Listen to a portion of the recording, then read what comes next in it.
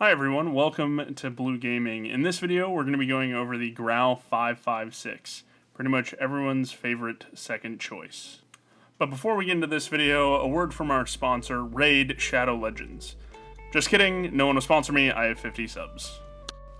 So let's look into the background of the Grau 556. The Grau 556 in Modern Warfare is actually loosely based off the real-world Sig Sauer SIG 556, which is an assault rifle that was developed by a Swiss manufacturer in the 70s, and it's currently still in service in many countries such as Argentina, Canada, Switzerland, of course, where it was manufactured. It's in Romania, as well as it's used in the US by the DEA of all people. The SG 556 is mostly a police-issued firearm, which is why it's used by the DEA, but it's also used by multiple special forces, such as the Polish Grau and the German Elite GS9, which is kind of like those countries' SEAL Team 6. The Grau in Modern Warfare is kind of all the variants in one gun, since it can be a sniper rifle, an SMG, all these sort of things, and you can customize it to be anything from a SMG to a DMR, which I actually find pretty neat, and probably a reason it's so popular in the game right now.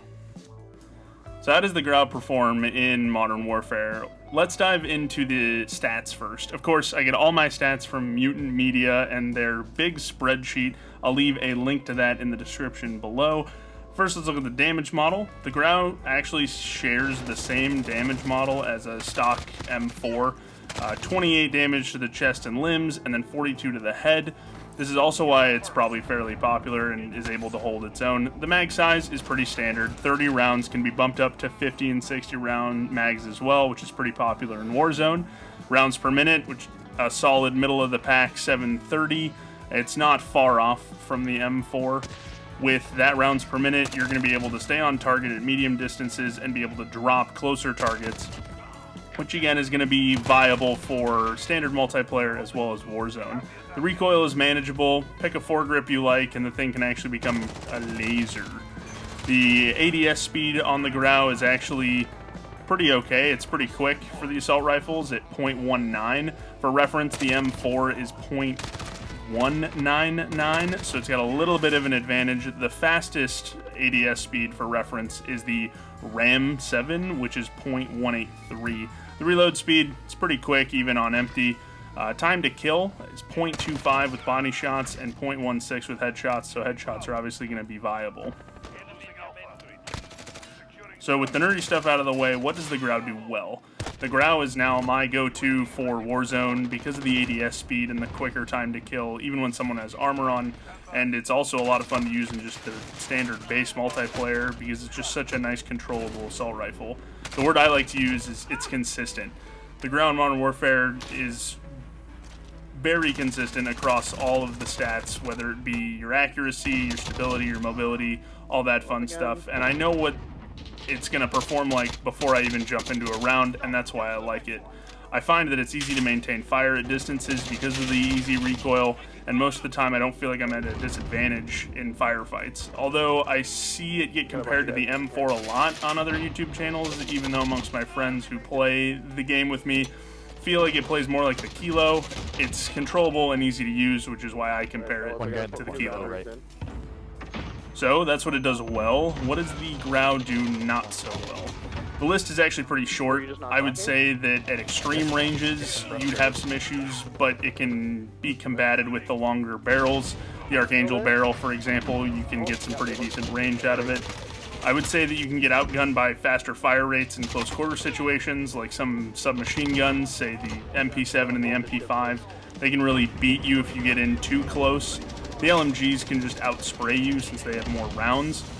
This can be combated with a higher mag size if you really wanted to, but it's most of the case with the assault rifles that you're going to get mowed down by these guys. They can just outshoot you unless they jump, or they're just unskilled with LMGs. They're gonna beat you. For attachments, I ran a lightweight suppressor, maybe a compensator, which works. It's just you lose that stealth aspect. I ran a standard barrel, although for Warzone I ran the Archangel barrel just for that added range and accuracy at ranges. The SMG barrel was actually kind of fun to mess around with. I did use it a little bit. For standard multiplayer, I used the GI Red Reflex sight, kind of just a regular red dot. I just like this sight for all of my guns. It's a clear picture, although the iron sights aren't bad either for that max ADS speed. I did use the Strike, or the Strike Light stock. It's a cool balance between a no stock and a base stock. You do get a mobility advantage with it. For the grip, I bounced between the Merc foregrip, the Commando foregrip, and the Cronin Shark, which is also a viable pick for accuracy and mobility. You don't lose a huge mobility, but I preferred it for ADS speed. I didn't have any ammo mods or grip mods. The XRK Void Grip was nice and fast, but I lost too much control for my personal liking. Personally, I really enjoy the Grau 5.56, and like I said, it's become my Warzone go-to over the M4. For multiplayer, I use a lot of different weapons, but if I'm having a string of bad games, I usually switch over to the Grau just because I know how it's going to perform. And I'm not too worried about gunfight lost SMGs or LMGs. I feel like this can be easily combated with solid playstyle and the heavily favored pros that I mentioned earlier. Overall, it's reliable, it's customizable, and it's consistent. It's a solid secondary choice to the M4, and for me, it might even beat out the M4.